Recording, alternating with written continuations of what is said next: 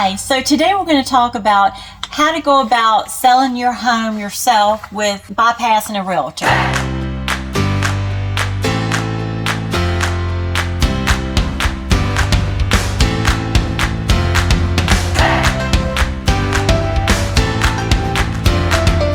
One thing you want to keep in mind is safety first. You want to be able to keep your belongings and your family safe. Yeah, absolutely. And after you do that, you want to check out comparable homes in the area and find what the market value is going to be. Yes, and then after you do that, you want to look at, research your different pricing strategies in order to make sure you have the correct one in place for your home.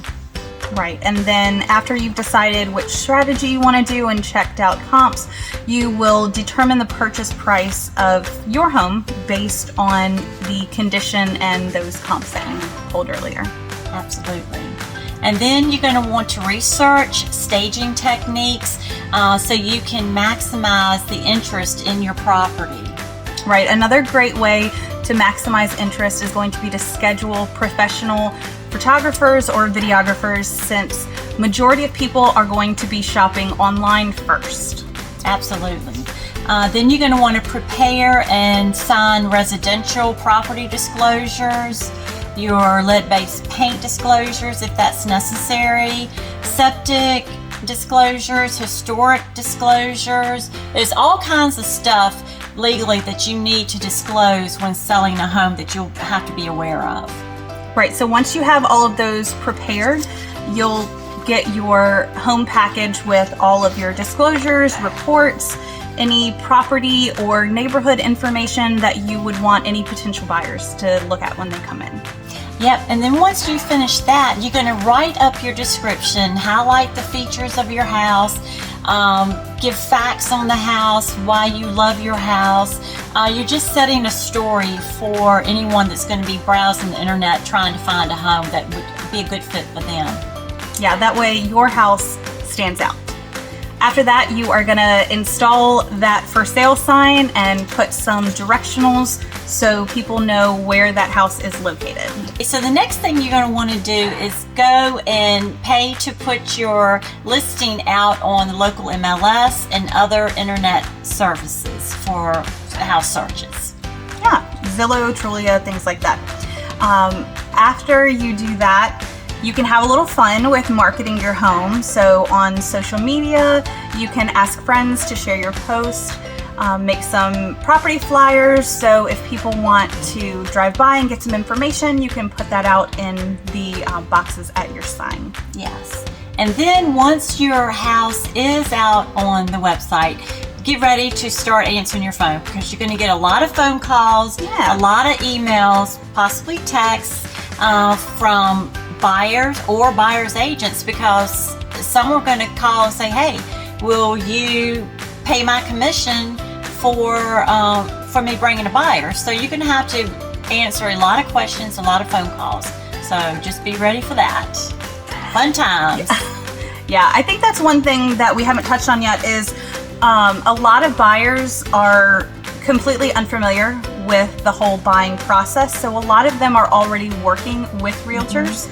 So they've already agreed to pay a certain commission to them and for them to take care of things on their side and represent them. So just be prepared for that question to come up. The buyer's agent has more than likely showed them several homes and could be working with them for months or years. So they will want compensation for the time that they have put in and what they will do in order to get the home to closing. Some other ideas for marketing is you can do print advertisement, you can have just listed postcards, use newspaper, magazines, and things like that, and then also hold an open house. You know, people like to just come and look at homes. So that's something that you can put in the newspaper, on social media, but again, make sure you have those safety protocols in place. Yeah, absolutely. And speaking of open houses, you'll also maybe sometimes get requests from people to do virtual showings. A lot of people are buying that are living out of state, so they may request you to do a video chat with them and walk around your house showing them the features of your home. Yeah, absolutely. And with Zoom setting the world on fire, you know, most people are using Zoom or Facebook Messenger or what have you in order to get those virtual showings done. And then, like Sabrina was saying, you'll have agents and people wanting just to have regular showings coming through and walking through the home. And so after you've gone through all of those steps, you will still want to keep a check on the market, kind of analyze how your house is compared to other homes. If it hasn't sold yet, maybe there needs to be a price adjustment, or researching different strategies in order to get your home in front of other people. Right, and once you have found your buyer, what you want to make sure is they're qualified to buy the home. So that's one major thing you're going to have to find out as well. Are they able to actually make the purchase? Yeah, absolutely. The last thing you want to do is accept an offer and then have it fall apart at the very end. So some things that you'll want to take a look at when you get an offer is you want to analyze the price, if they're asking for closing costs, the financing options. Those can vary depending on which loan type they have, making sure they're pre-approved so that you know financing won't be an issue. Are they asking for a home warranty? Do they have a closing agent or closing attorney that you want to work with? Are there extra fees involved for a seller with that particular closing agent? Also, how much are they putting in escrow for their earnest money deposit? Are they asking for a home inspection, radon inspection, mold, well testing, appraisals, and things like that? So pretty much any offer can have any information in there. They could request you to leave a pool table. They could ask for windows to be replaced. So you do want to take all of that into consideration when you are making your decision to make sure it is the best one for you. Right, and then you can negotiate with buyers. You can go back and forth. It's not a take it or leave it kind of thing. If you feel like you want to negotiate a little bit, that's your prerogative, and that's one thing that you'll be doing also with different selected possible buyers. Yeah, definitely. And then throughout the process, you do want to communicate with the buyer or with the buyer's agent to make sure that financing is going along smoothly. The next step is you're going to have to allow the inspectors to have access to your home for all of the inspections that are required. Right, so you want to make sure they have access to the panel box, make sure if there's a crawl space they can get in there, because and also the attic. Those are all things that they'll need to be checking when they come into the home. Also, after they go in, there will be a repair addendum request. More than likely, it's not 100%, more than likely though, because no home is perfect, there will be things that the buyers will ask. I always tell my client there is a two-part negotiation. We negotiate on the front end with the price and the terms, and then we negotiate again after an inspection's been done for the repairs. Right, and sometimes that can be the hardest negotiation. Okay, so the next step you want to do is ensure that the lender has called for the appraisal in a timely manner in order to get to the closing table on time. Yeah, sometimes depending on how busy the appraisers are, it can take anywhere from a week to sometimes 3 weeks, just depending on who is ordering it. So you want to make sure that that is scheduled. You'll have to allow access to the home for the appraisers. And then also once the report is in, you'll just want to make sure that the home has appraised for at least the sale price. Yes, because if not, then that's another item that you're going to have to go back and negotiate on. So if you do live in a home that has an HOA, you will have to get an HOA package from the association that has current financial information and the bylaws in order to provide that to the buyers. Right, and when you are giving that to the buyers, make sure that you get a HOA receipt of document signed by the buyers to show that you have in fact given them that information. Right, because legally the buyers do have 3 days to rescind the contract after receiving that package. So you do want that time ticking away to make sure that everything is on the up and up. After that, you're going to schedule your termite and septic inspection if you do have septic. If there is a VA loan and you have a well, you will also need a well contaminant test. And the septic termite inspection, those cannot be done any further out than 30 days before closing. So you want to make sure you get your timing right. Right, that's a good point.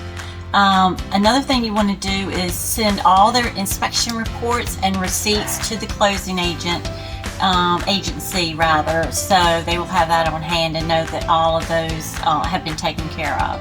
Mm-hmm. And again, you're going to check in with the buyer's lender to make sure that everything has been updated and financing is still looking good for closing. So the next thing you're going to have to do is give authorization to the closing company to receive the payoff information on your loan. Yeah, after you do that, or potentially at the same time, they will also ask you who you are having prepare the new deed. So you'll just have to let them know if they will be doing it or if you have another attorney that's going to be preparing that for you. Right, and then after that, you're going to have to make sure that all of your negotiated repairs have been done and that you will give the receipts of all the items repaired to the closing company, to the buyer's agent, or to the buyer itself. So you'll be able to substantiate that everything has been taken care of. Yeah. So then once you have a closing date that is confirmed, you'll want to get the utilities changed out of your name and so the buyers can get it in theirs. Yes, and we're almost there. So next, did you schedule how you're going to transfer the house keys to the new owners? Yep.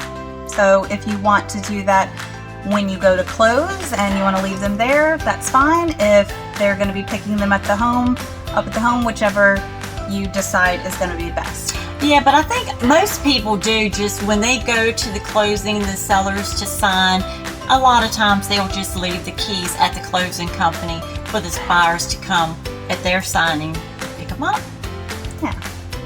So before you close, you will have a settlement statement that you'll want to make sure everything is how the contract was. Everyone is only human, so sometimes errors do happen. So you do just want to double check to make sure those numbers are right before you close, because once you have signed, there is no going back.